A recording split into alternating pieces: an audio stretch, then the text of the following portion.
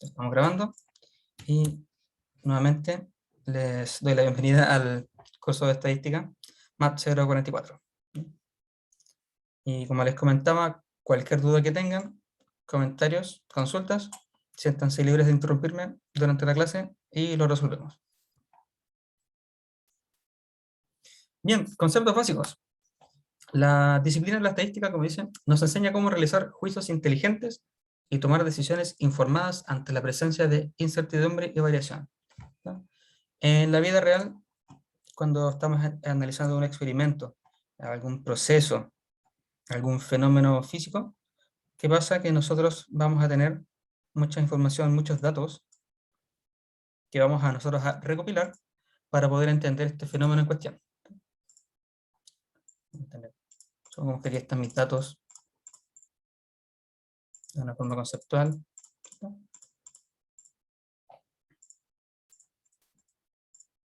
¿Cierto?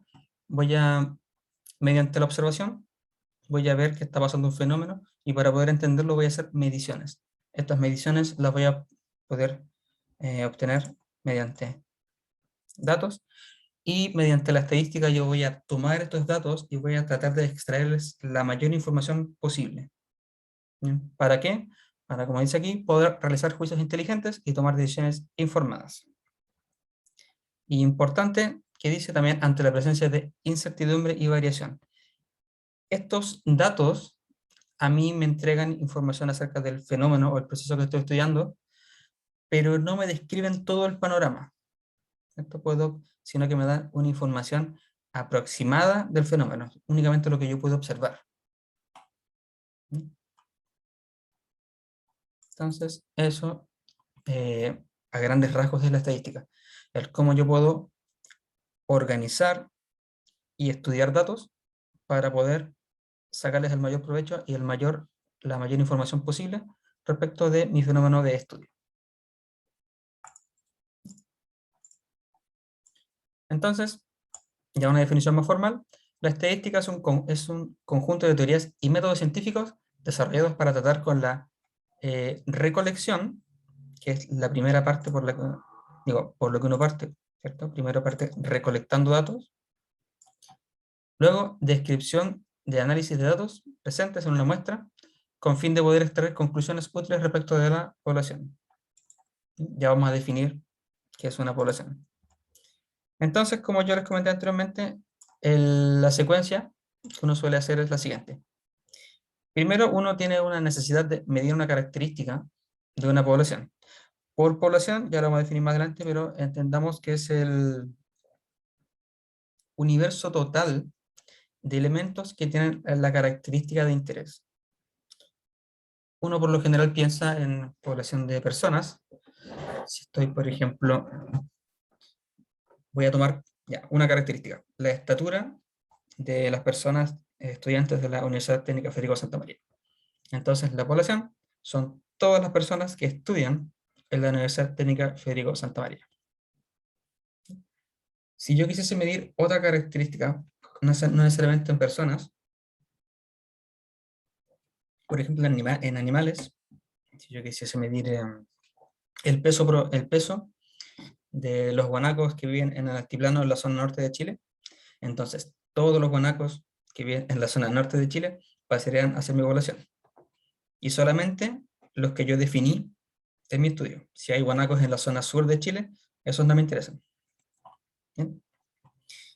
O, por ejemplo, si yo quisiese tomar el tamaño de piedras de alguna minera, ¿cierto? Entonces, todas las piedras de esa minera van a ser mi población. Entonces, les decía que partimos con la necesidad de medir una característica de una población, ¿cierto? Una característica de interés, y por lo tanto, partimos haciendo una encuesta o un censo. Y esto nos lleva a la idea de muestreo, que también lo vamos a definir con mayores detalles más adelante. La diferencia entre una encuesta y un censo es que una encuesta yo selecciono a una parte de la población para tomar la medida de la característica especial, y en un censo yo tomo a toda la población. Entonces, esa es la idea de un censo, tomar toda la población existente. Por temas prácticos, un censo no siempre es posible de hacer, o es muy caro de hacer. De hecho, por eso en Chile el censo no se hace todos los años, que sería como lo ideal. Tendríamos una medición mucho más cercana a la realidad de qué es lo que está pasando en el país. Pero como es muy caro, se hace en intervalos más extensos de tiempo. Ok, ya tenemos lista nuestra parte de medición de datos. Hemos medido nuestros datos. Ahora, ¿qué es lo que viene? Analizar los datos, ¿verdad?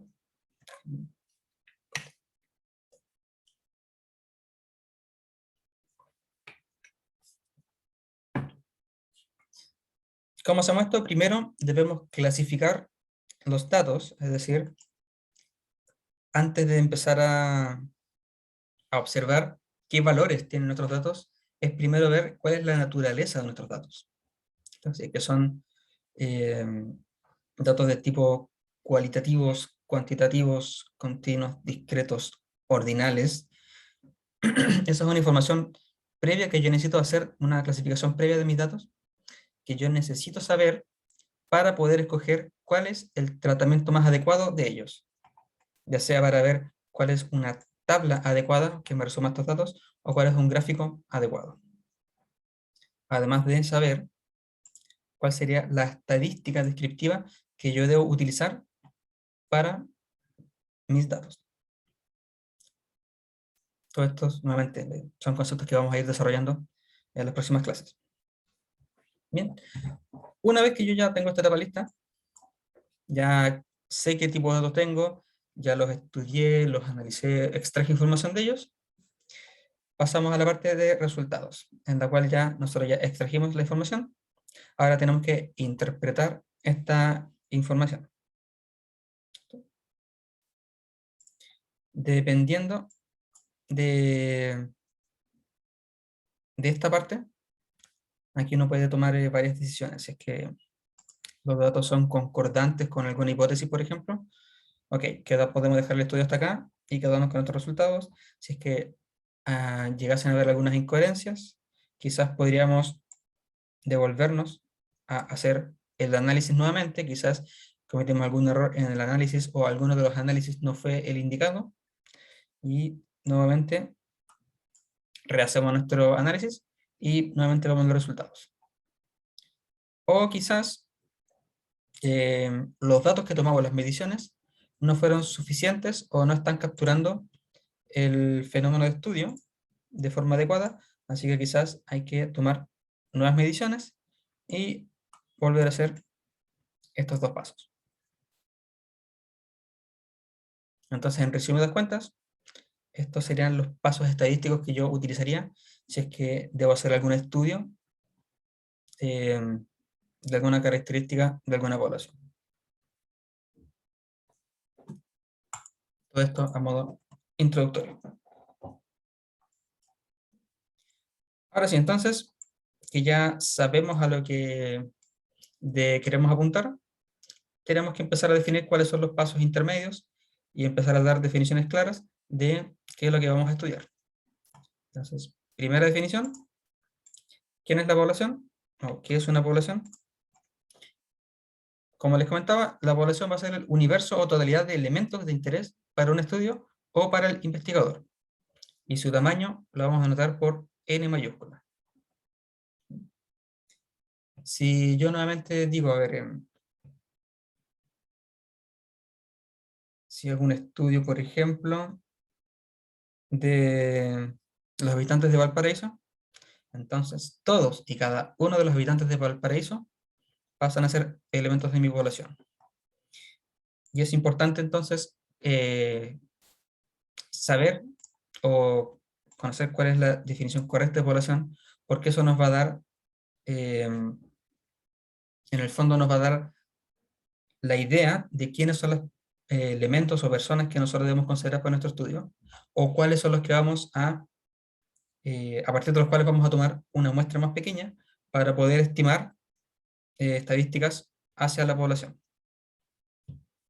Y también sirve obviamente para saber qué elementos no pertenecen a la población.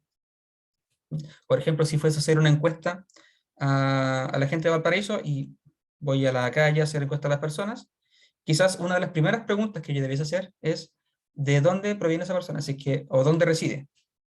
Porque si yo le hago una encuesta a una persona y luego me entero que esa persona es de región, de otra región, por ejemplo, de Santiago o del norte, entonces esa persona no me sirve para mi estudio.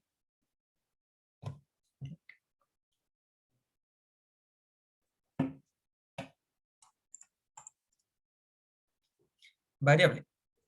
¿Qué es una variable? Una variable es cualquier característica cuyo valor puede cambiar de un objeto a otro en la población. Características, por ejemplo, como la estatura, edad, ¿no? Básicamente es la característica de interés que yo estoy interesado en medir en mi población. Estas se denotan por mayúsculas como X, Y, Z, y sus valores observados se anotarán con minúscula como X minúscula 1, 2, 3, etc. Con esto que estoy diciendo, por ejemplo, si es que yo quisiese medir la variable X, yo primero defino quién es la variable X, y esto lo debo escribir. Debo decir, por ejemplo, estatura de una persona. No voy a especificar si es que es de Valparaíso, no, una persona. Esa es la variable, eso es lo que yo voy a medir. Y las mediciones de esta variable las vamos a anotar con X minúscula. Por ejemplo, X1 va a ser la primera medición que hice en la persona 1, por ejemplo. No, supongamos que 1,60. Luego, X2, realizo otra medición a otra persona, la persona 2, 1,72. Realizo una tercera medición, ¿no? 80, y así sucesivamente. Esto únicamente para dejar en claro que utilizaremos mayúsculas para definir la variable y las minúsculas para las mediciones de esta variable.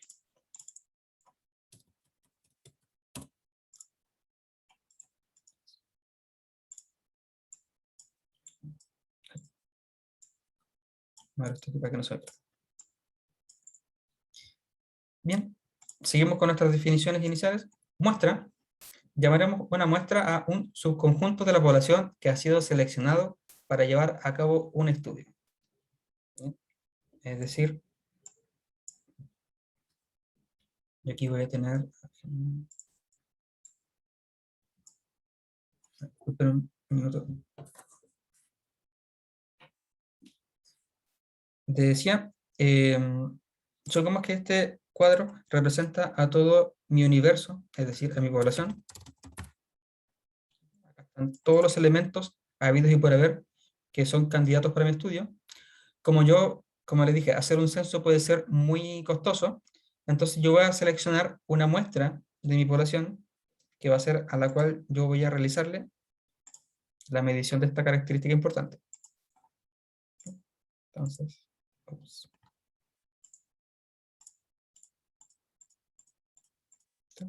De toda mi población voy a seleccionar solamente estos elementos y estos van a ser entonces mi muestra.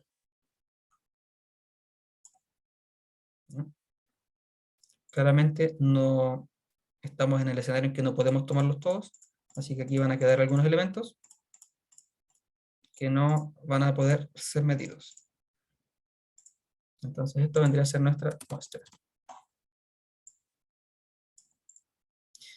Yo no espera, o es deseable, que esta muestra sea representativa de la población. Ya vamos a hablar un poco de eso más adelante. ¿Sí?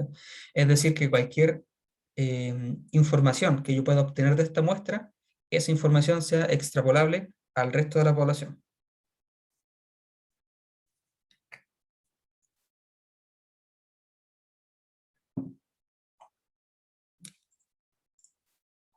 Entonces, voy a borrar esto. ¿Por qué muestrear? No, esto ya lo respondí un poco más adelante. Al considerar solo un segmento de la población, los costos de la toma de la data se reducen en número y análisis, y más aún cuando el muestreo es destructivo. Destructivo, por ejemplo, si es que estoy estudiando, por ejemplo, moluscos de la zona costera, y parte de mi estudio consiste quizás a abrir el molusco y ver cómo está por dentro, quizás para detectar la presencia de una toxina. Yo al abrir el molusco, lamentablemente estoy matando al molusco. Entonces, eh, aquí claramente yo no, si quiero medir la toxicidad, quizás alguna toxina presente en los moluscos, no puedo tomar a todos los moluscos y abrirlos, matarlos para poder obtener esta información. Así que por esto también es importante tomar solamente una muestra, que como les digo, ojalá sea representativa del resto. Otro ejemplo quizás es que estoy estudiando un bosque, ¿okay? Y me interesa saber las edades de los árboles. Una forma es cortar el árbol y ver los anillos del árbol. No, desconozco si hay otra forma, supongamos que esta es la única. Claramente no voy a cortar todo el bosque para saber cuánto es la edad del bosque. Solamente voy a mostrar algunos árboles para ver, tratar de estimar cuál sería la edad de este bosque. Bien. Entonces, hemos hablado de variables, de población, variables y muestras, ¿cierto?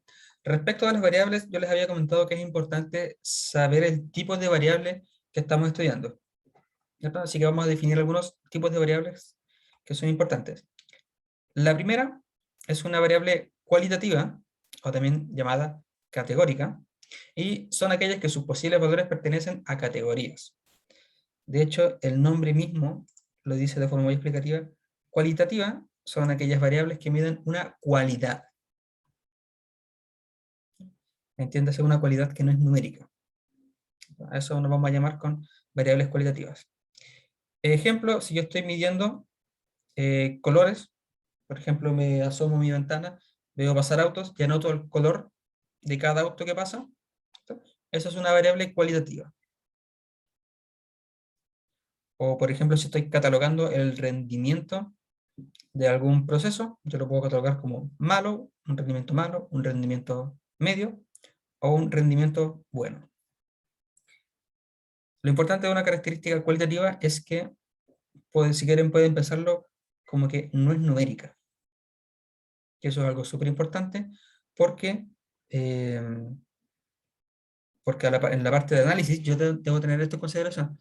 Porque hay herramientas que no voy a poder utilizar. Por ejemplo, no tiene sentido, o este es un clásico ejemplo de un error que se suele cometer cuando uno está empezando a hacer esto. Imagínense que yo, ok, me asomo a mi ventana y empiezo a ver todos los autos que empiezan a pasar y empiezo a anotar los colores que observo. Entonces, supongamos que solamente hay, aquí por favor ignoren el color de la letra, voy a poner negro para que no.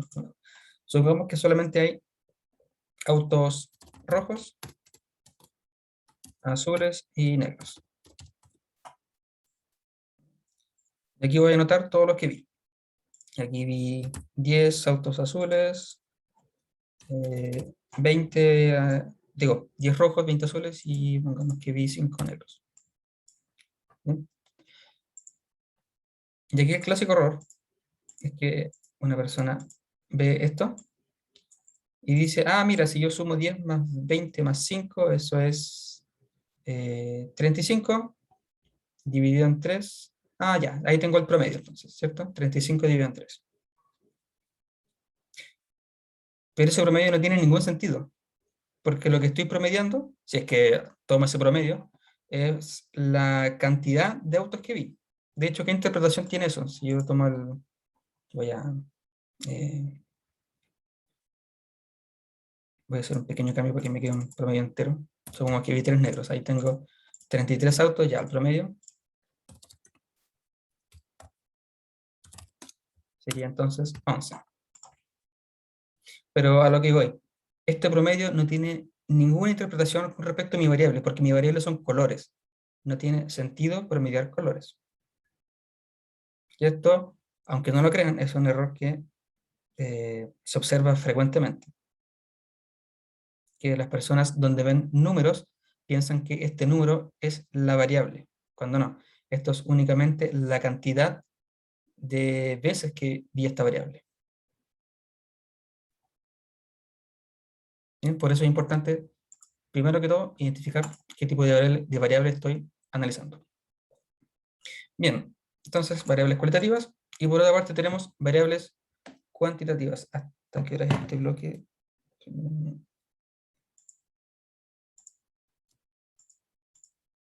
Hasta las 1:25 horas. Estamos bien. Bien. Segundo tipo de variable, variable cuantitativa. Y ahora sí entramos al mundo de las variables numéricas. Son aquellas variables que sus valores vienen dados por números. Estos pueden ser continuos o discretos. Y los ejemplos clásicos: edad, peso, tiempo, distancia o número de casos. Aquí, si se fijan, el número de casos es la cantidad que ocurre algún evento, que es distinto a lo que yo consideré anteriormente cuando estaba hablando de los colores de los autos. En ese caso yo estaba diciendo que mi variable yo la había definido inicialmente como los colores de los autos, que es distinto a la variable definida como número de veces que aparece de cierto color. Esto para que no se confundan.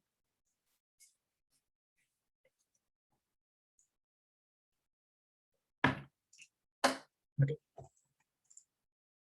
Respecto a las variables, también tenemos asociadas a estas escalas de medición. La primera escala es la escala nominal, y esta es la que utiliza etiquetas o categorías para catalogar o identificar los objetos o sucesos. Estas categorías carecen de orden y no es posible cuantificar la diferencia entre individuos pertenecientes a distintas clases. Aquí, sí, quizás está un poco ambiguo esto como lo escribí. Cuando digo que no es posible cuantificar la diferencia entre individuos, me refiero a que yo no puedo saber qué tan diferente es un individuo con respecto al otro. Solamente sé que son o iguales o diferentes, pero qué tan diferentes no se puede cuantificar. Y las variables nominales van de la mano con las variables en medición nominal van de la mano con las variables cualitativas.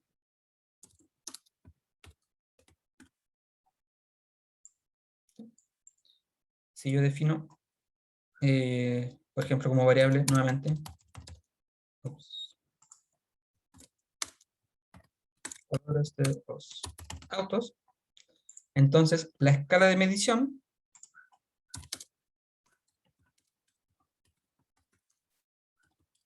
serán los colores que yo registre.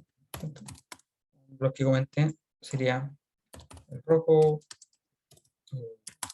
azul, negro, o cualquier otro color que yo vea o pueda medir respecto a lo que observe.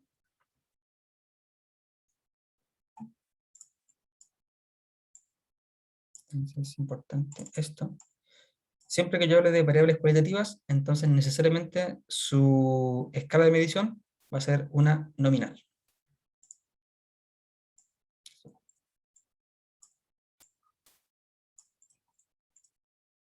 También tenemos la escala ordinal, y esta, como lo dice el nombre, ya me habla de orden, es decir, yo puedo establecer un orden en esta escala de medición.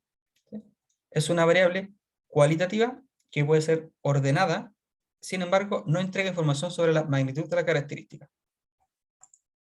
Ejemplo de esto: si yo catalogo procesos, si catalogo su rendimiento, vamos a decir una nueva variable, rendimiento, y yo lo catalogo medido en bueno, medio, no, eficiente y malo. Es decir, yo voy a ver el proceso y voy a catalogarlo como bueno, medio, deficiente o malo.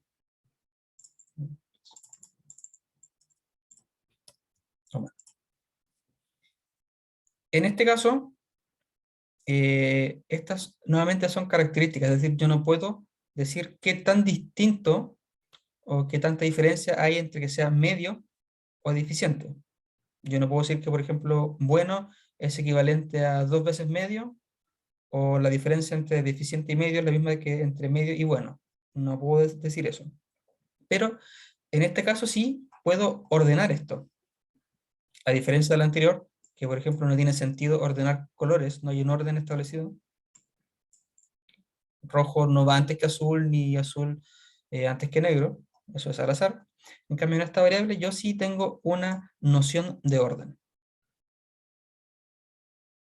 Yo puedo ordenar bueno antes que medio, medio antes que deficiente y deficiente antes que malo.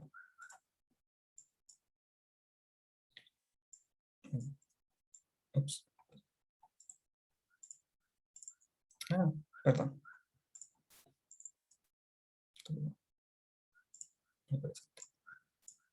Bien.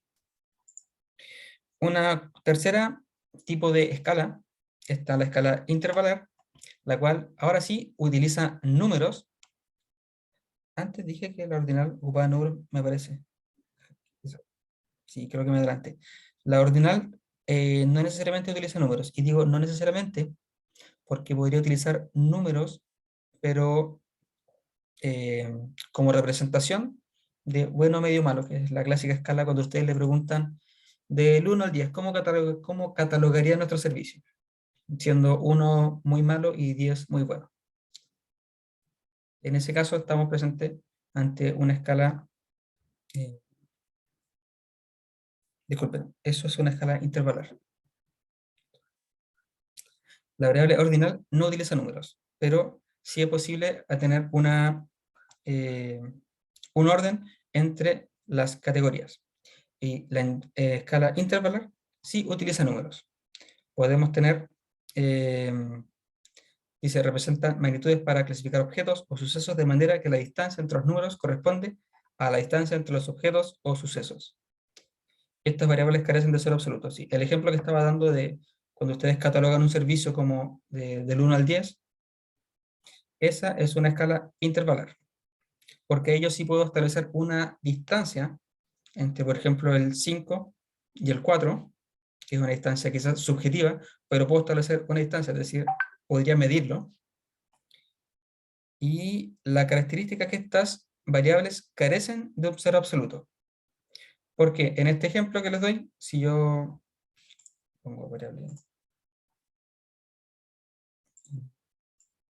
ocupé la X, la Y, pongamos Z, eh, catálogo, ¿cómo se cataloga un servicio del 1 al 10? Entonces aquí claramente la escala de medición son los números del 1 al 10. Si yo catalogo el servicio, le doy un 1, eso no quiere decir que no haya satisfacción. Satisfacción de un servicio.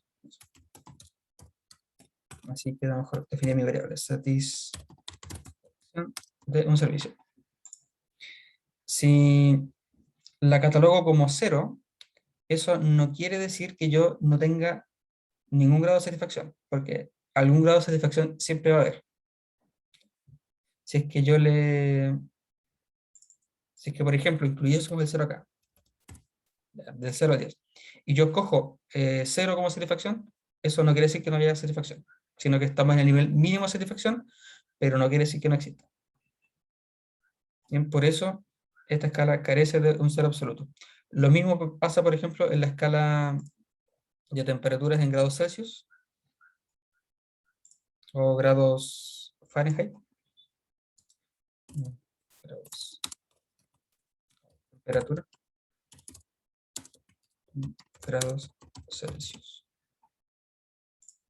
Si es que yo tengo 0 grados Celsius, eso no significa que no haya temperatura, sino que estoy únicamente en el 0 de la escala Celsius. Podría tener temperaturas negativas. Es decir, lo importante es que el 0 no es un cero absoluto, es decir, no me representa ausencia de la característica que estoy midiendo.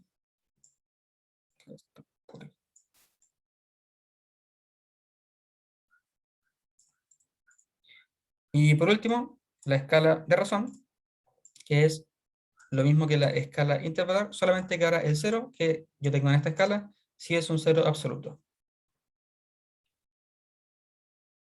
Por ejemplo, la escala Kelvin.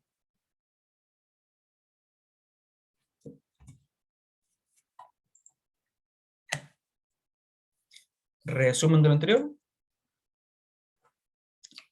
En este cuadro tenemos un resumen de los tipos de escalas.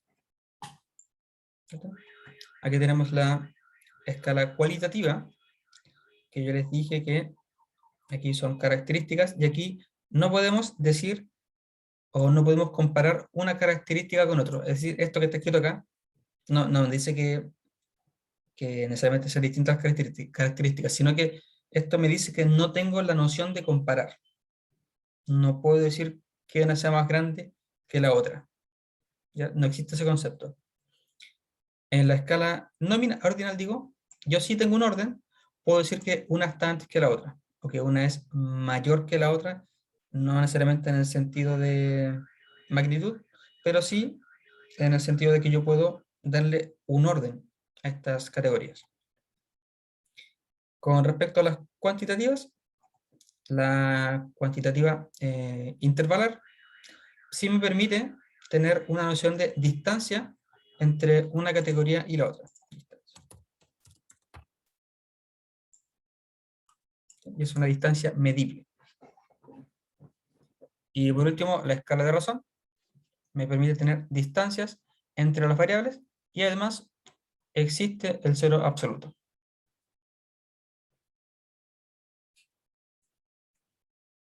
No sé si dudas o consultas hasta esta parte. Profe, ¿Sí? en una escala de razón, ¿podría haber números menores al 0? Sí. Puede haber números menores al cero. Lo importante es que... a ver, déjame pensarlo.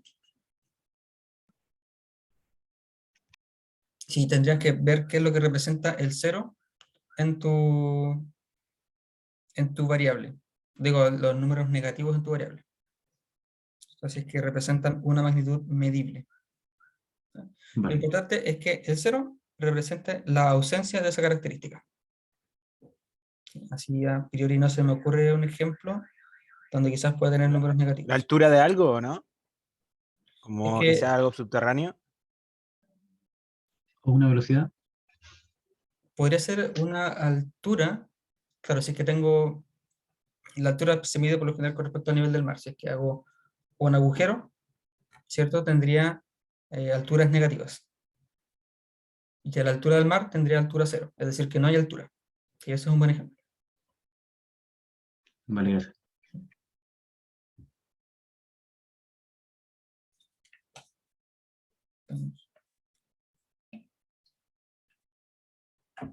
Ok. Ejemplos para checar lo anterior. Si es que tengo datos de estudiantes de la USM, acá dice se han medido ciertas características a diversos alumnos de la USM. Estas son fecha de nacimiento, edad, altura del estudiante, y etc. Entonces, fecha de nacimiento, primero sería una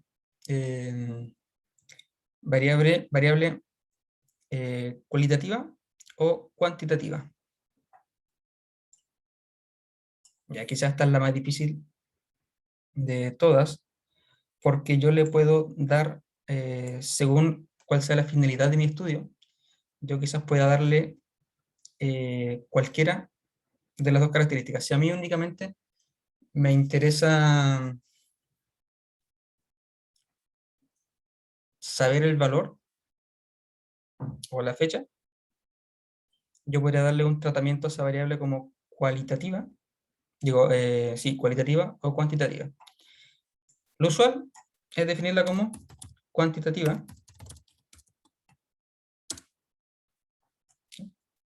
porque es una cantidad, quizás cuesta un poco verlo porque al ser una fecha, es decir, un día, un mes, un año, yo puedo pensarlo como, como un valor en una línea temporal que parte del año 0, entre comillas, año 0. ¿Bien? Así que podría darle una cabida dentro de esta línea imaginaria. Y además, yo puedo ordenar a las personas según su año de nacimiento de menor a mayor, así que sería cuantitativa ordinal, y estaría medida en escala. En este caso sería intervalar. Porque el año 0 no significa, a ver, espera, no, si podríamos considerarla en realidad, ¿cuál era el nombre que dije? Escala de razón, porque podríamos considerar que en el año 0 no ha pasado ningún año. Escala de razón. Ya, eso quizás es un poco más complejo de decidir porque a lo largo de la historia humana se han ocupado distintos calendarios, entonces el año 0 en realidad no es algo como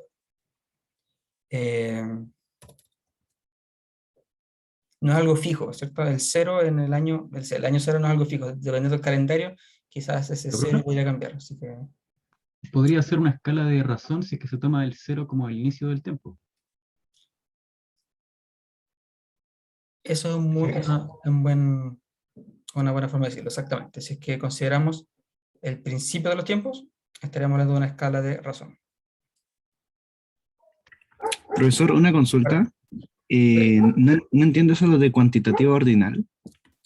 ¿El tema de ordinal no era el tipo de escala? No, a ver, ¿cómo lo defino? Ah, sí. Es que esto quizás, sí, así como lo escribí, quizás es una... Sí, esto es quizás una reiteración. Porque siempre que algo sea cuantitativo, necesariamente va a ser ordinal. Porque al ser números yo lo puedo ordenar. Sí, así que esto en realidad yo podría omitirlo. Mala costumbre que tengo yo de anotar todas las variables. Gracias. Claro, dicen en el chat, tengo entendido que el año 0 no existe, simplemente se parte del 1. Pero claro, se podría considerar un calendario distinto del 0. Exactamente, como no es tan... Ahí depende del estudio, ¿cierto? Depende del investigador si es que decide considerarlo según para su estudio, como una escala intervalar, como una escala, digo, intervalar o de razón. En este caso ya podríamos dejarlo como intervalar, entendiendo que el año 0 no significa que no hay tiempo, por así decirlo. No hay ausencia de años. Porque si yo pensemos en una persona que haya nacido antes del año 0 o antes del año 1, y de repente dicen, ya, este va a ser el año 1. Eso no significa que esa persona tenga un año. Esa persona tiene más años. Así que para esa persona quizás podríamos estar ante el ejemplo de que esa persona quizás no tiene, ¿cómo decirlo? O para esta persona no existe el año 0, sino que es algo que no es absoluto. A eso me refiero, ¿cierto? No significa que esa persona ya no pasa a tener 35 años a tener un año. ¿Vale? Así que por eso yo, si es que tuviese que hacer el estudio, lo consideraría como una escala intervalar. Ahora, tranquilos que como les dije, quizás la fecha de nacimiento era la más difícil de catalogar. El resto son más sencillas. Por ejemplo, edad es una variable cuantitativa. Escala de razón. Porque ahora sí, si una persona tiene año 0, significa que no ha nacido, obviamente. Y no hay, por lo tanto, no se le puede contar la cantidad de años que tiene. A altura del estudiante, nuevamente una variable cuantitativa en escala de razón, porque si esa persona, suena un poco extraño, pero si esa persona no tiene altura, es decir, tendría altura 0. Color de pelos del cabello sería una variable cualitativa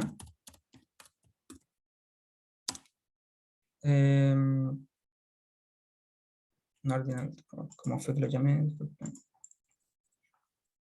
Nominal, ¿no? Nominal, exacto. Cualitativa nominal.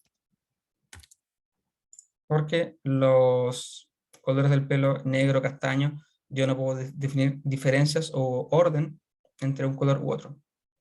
Lo mismo color de ojos, ¿cierto? Es una variable cualitativa nominal. Región de la cual proviene, y esto puede causar quizás confusiones, es una variable cualitativa, ordinal o nominal. ¿Qué dicen? ¿Podría ser ordinal? Ya. Sí, esa es justamente la confusión que a veces uno tiene. Ordinal porque uno, en nuestro país, las regiones tienen una especie de orden, ¿cierto? Tenemos la primera región, la segunda, la tercera, cuarta. Así que uno podría pensar en ordenarlas. Pero ese orden quizás no tiene impacto en el tipo de estudio que está haciendo. Si a mí me interesa únicamente el origen de esa persona,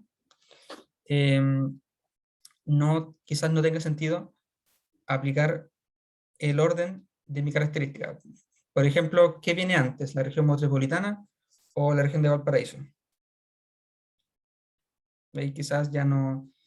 ahí se pierde el sentido del orden. Además que el orden es, entre comillas, arbitrario, porque por la zona geográfica de nuestro país, que es alargado, y están, entre comillas, en orden las regiones, pero esto, por ejemplo, pierde sentido quizás en Brasil o en Bolivia, donde tengo un mapa y tengo regiones repartidas alrededor de este mapa. Por lo tanto, la región de la cual proviene sería una variable cualitativa nominal.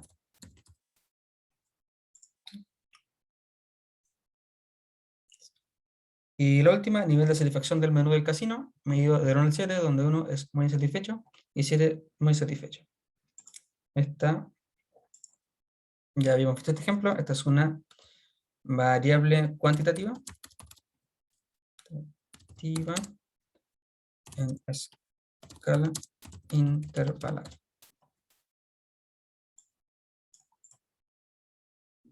Dicho sea de paso, este tipo de encuestas se llaman encuestas Likert. Por si algún día ven el nombre.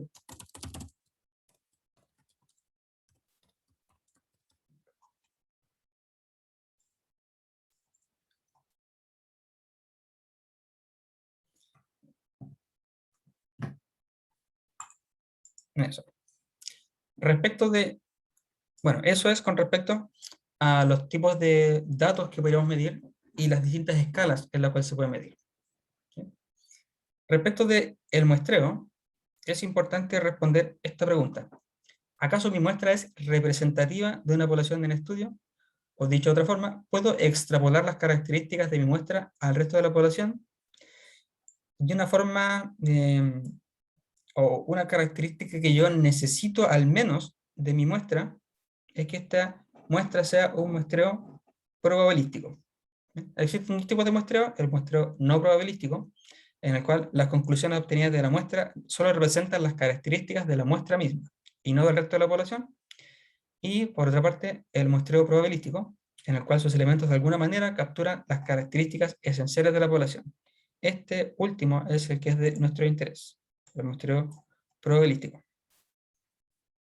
Muestreo, bueno, ya vamos a ver en específico esto. Respecto a los muestreos probabilísticos, se utilizan básicamente 5 técnicas de muestreo. Muestreo aleatorio simple, que es quizás la más utilizada, ya lo vamos a describir. Muestreo aleatorio sistemático, muestreo aleatorio estratificado, muestreo aleatorio por conglomerado, muestreo aleatorio multietápico o con submuestreo. Multietápico dice porque se realizan varias etapas. Como si se fijan, aquí utilizamos mucho la palabra muestreo aleatorio, así que de ahora en adelante la vamos a escribir únicamente como MA. Eso va a ser se me olvidó la palabra, la simplificación de la palabra muestreo aleatorio.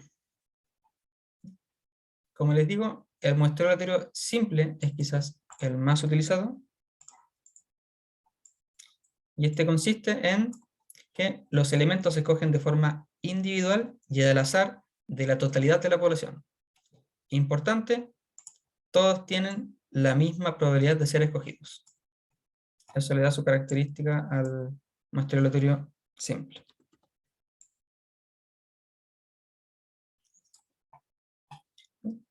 Es recomendado cuando la característica de interés se encuentra distribuida de forma homogénea.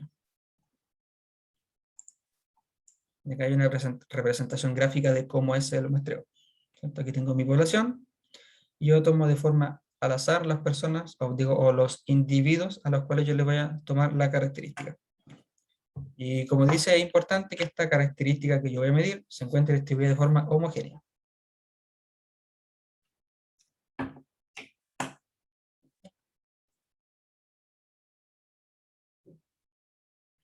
A ver, en caso en que no esté una característica distribuida de forma homogénea.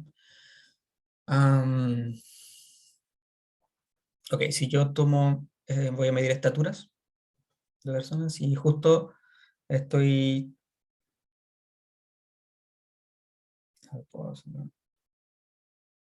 Ok, supongamos que decido ya que voy a tomar personas de acá, de este grupo, y justo está en este grupo un equipo de baloncesto. Entonces voy a tener, que por lo general son gente de mayor estatura, entonces si selecciono a estas personas, voy a tener errores en la medición o en la interpretación de la estatura de mi población. O qué pasa, por ejemplo, si es que acá está mi universo, pero la característica que yo estoy midiendo se concentra quizás en una parte de la población, únicamente. Entonces, si yo tomo todas estas personas de acá, todos estos individuos que yo seleccione, no me van a aportar información acerca de las características de interés.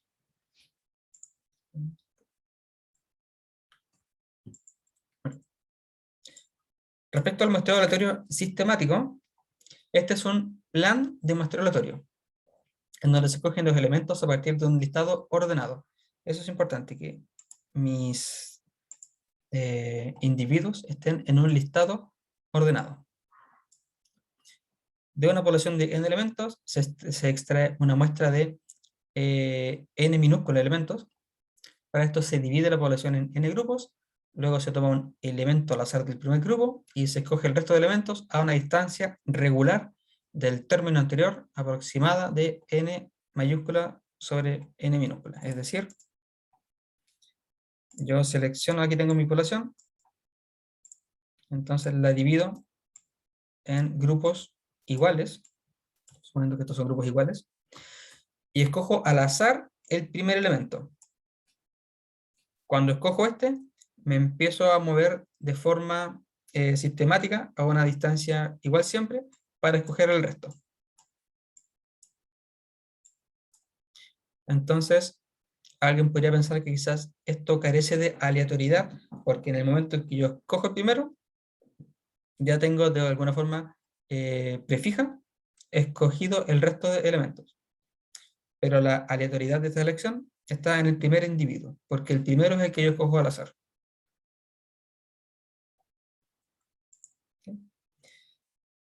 Esto es clásico cuando ustedes tienen una lista de, supongamos que yo le entrego datos en Excel, pero son muchos datos, una lista de 3000 datos, y ustedes quieren extraer una submuestra de 300 elementos.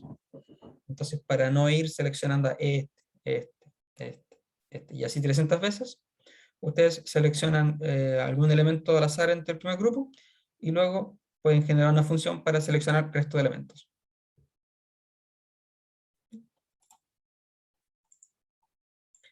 Muestreo aleatorio estratificado.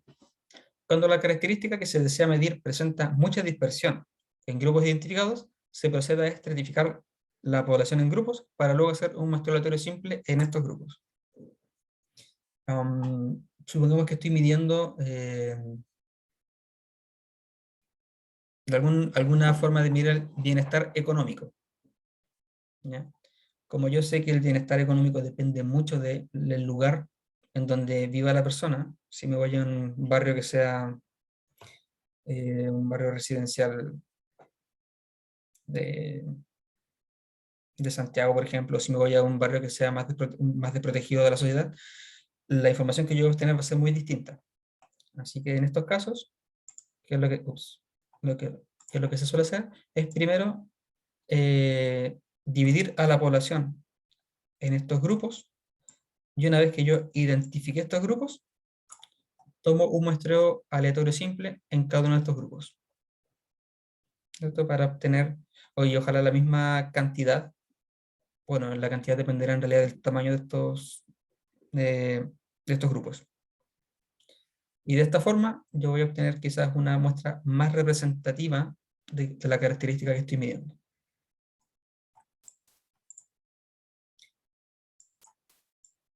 Muestreo aleatorio por conglomerado. Es una muestra aleatoria en donde la unidad de muestreo es en realidad un grupo de elementos. En este caso, los elementos de la población deben estar identificados con un único conglomerado. Así se escogen al azar los conglomerados y luego los elementos de estos. Por ejemplo, si estoy estudiando empresas que se dediquen a la fabricación de cierto elemento, de algún aparato tecnológico, una plancha, por ejemplo, empresas que fabrican planchas. Yo voy a tener empresas de muchos países, así que yo podría considerar que los conglomerados son países, por ejemplo. Aquí, imagínense que cada conglomerado es un país distinto, es decir, esto es un país, esto es un país, esto es otro país. Y dentro de cada país, yo tengo distintas empresas que confeccionan planchas. Entonces, primero yo voy a escoger al azar los países que voy a medir. Por ejemplo, voy a medir este y este. Y luego, dentro de estos países, selecciono nuevamente al azar cuáles son las empresas que fabrican planchas que yo voy a utilizar para mi estudio. Voy a utilizar esa, algo así. A diferencia del muestreo aleatorio estratificado, es que aquí los estratos los identifico yo, es decir, yo los debo escoger, y aquí los estratos o los conglomerados bien predefinidos. Por ejemplo, el conglomerado por países. O por ejemplo, centrémonos en Chile. Si estoy haciendo un estudio sobre restaurantes chilenos, quizás primero voy a dividir Chile en sus regiones, voy a escoger algunas regiones al azar, y de estas regiones voy a empezar a buscar restaurantes para hacer mi estudio.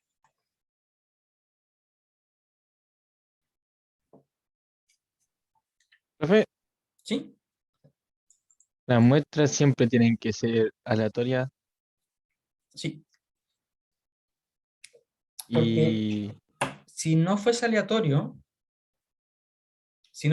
entonces hubo algo determinístico en mi elección. Y si hay algo determinístico, entonces eso puede contaminar mi estudio. Por ejemplo, si yo no escogía de forma al azar, significa que tuve algún criterio para escoger a mis individuos. Por ejemplo, si estoy estudiando eh, guanacos de la zona norte, y yo escojo, yo voy a escoger estos porque son los más bonitos, eso claramente va a influir en los resultados de mi estudio. Es decir, como yo escogí los más bonitos, según mi criterio, los guanacos más bonitos, esos no van a ser representativos del resto. Entonces, mi estudio va a perder, ¿cómo se llama? Mi estudio va a ser un estudio sesgado. Mi elección le va a dar un sesgo a mi estudio y no va a ser representativo. Por eso, uno siempre desea que esto sea al azar. ya, profe, muchas gracias. Ujú.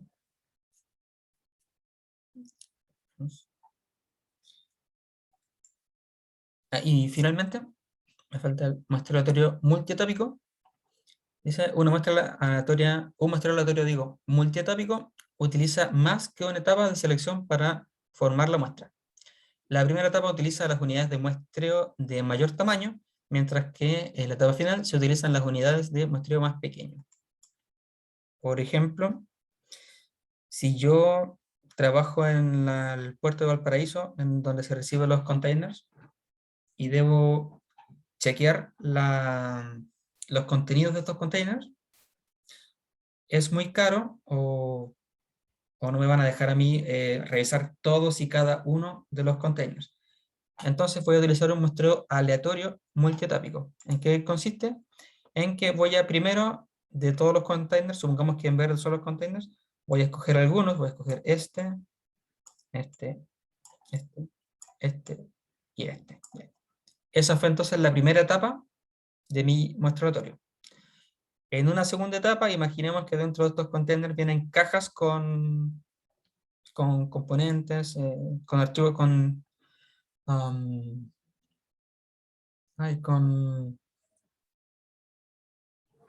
notebooks o MP3 o archivos, no archivos, la palabra es componentes tecnológicos, esas partes de computadores.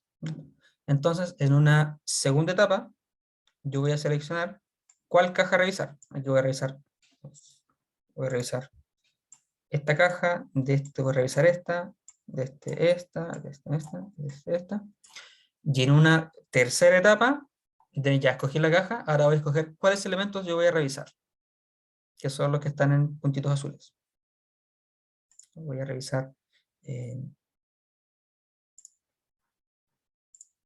¿cómo se llama? Voy a revisar S. Y así sucesivamente para cada una de las cajas que elegí. Entonces, multietápico es porque se realiza, digo, en varias etapas. Profe, ¿y eso también se hace al azar? Sí, siempre al azar. Ya, gracias. Que sonó medio que como que lo elegía. Ah, sí, es que aquí lo elegí porque ya lo tenía dibujado de antes. Pero supongamos que yo no tenía estos puntitos azules. Entonces yo primero escojo al Ay, ay, azar entre los rectángulos verdes y escogí estos justos. Escogí eso justamente para que calzara con el dibujo que tenía. Profesor, una consulta, en el muestreo aleatorio por conglomerados, ¿solo son máximo 2 etapas? Porque era como elegir grupos y luego otro grupo de eso, ¿no? Exactamente, sí. Uno podría pensar que un muestreo aleatorio por conglomerados es un muestreo aleatorio multietápico, de 2 etapas. Solo Ya, que ok. quizás aquí los conglomerados son distintos entre ellos. Por ejemplo, si son países, puedo tener Estados Unidos, China, Alemania, que son claramente distintos entre sí. En cambio, aquí los containers por fuera son todos iguales. ¿Cierto? Yo no podría decir a priori qué tan distinto es un container de otro. A diferencia de los conglomerados, que yo sé que un país es muy distinto del otro. Ah, gracias. Y, profe, ahí podrían ser más de 2 etapas. Sí, pueden ser Vale, tantas etapas como uno quisiese, o necesitas en realidad. vale. Bien. Bueno, tenía un ejemplo aquí, pero estamos ya en el tiempo límite. Y ya esto es parte de la siguiente clase. Pasamos a la clase 2. Bien. Entonces, próxima clase vamos a revisar algunos de estos ejemplos eh, eh, como para decantar un poco lo que fue esta clase con la última parte, lo que es muestro aleatorio. No sé si tienen algunas dudas o consultas. Ya estamos al final de la clase ya.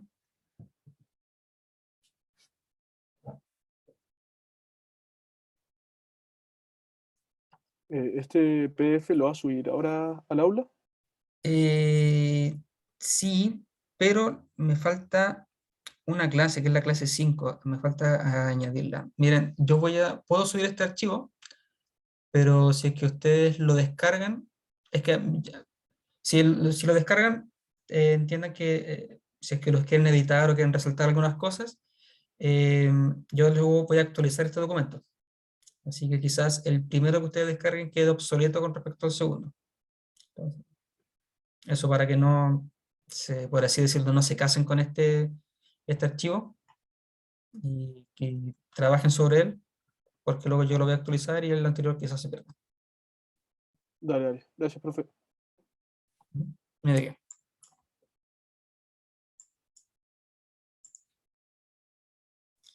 Eso pues.